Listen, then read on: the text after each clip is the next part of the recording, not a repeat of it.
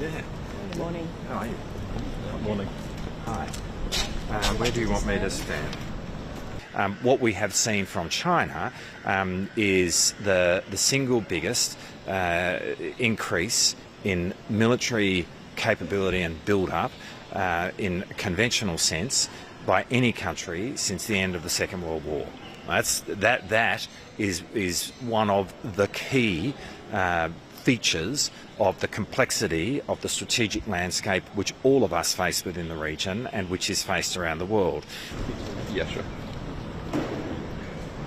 Ross? A bit late. Yep, sorry. And it's not just the size of the military build-up, it's the fact that it is happening without strategic reassurance. It's happening without a clear strategic intent on the part of China. Now, we've been very frank about that, and frank at this Shangri-La Dialogue, but we've been frank in the past about that. What we want to see is strategic transparency and strategic reassurance be provided by China, and an understanding of why it is needed to have such an extraordinary military build-up that China is engaging in. Can you tell us also how much of the conversations you've been having have centred around Gaza and the concrete action? While Europeans have always been present at the Shangri-La Dialogue, I think at this dialogue specifically there has been a real intent in the way in which European countries have engaged.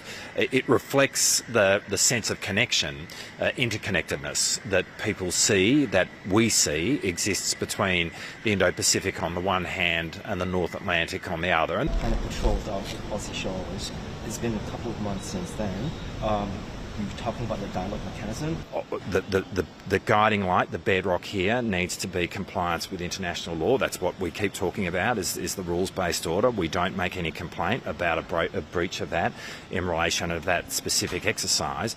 Of course, we do an enormous amount of work to our north in terms of the use of our Navy and of our aircraft to assert the global rules-based order in areas like the South China Sea and the East China Sea. And we do that because that is where most of Australia's trade goes. Or any mention of AUKUS, I think, in the speech. He did mention a few collaborations between the US and Australia in terms of the defence. Thank you.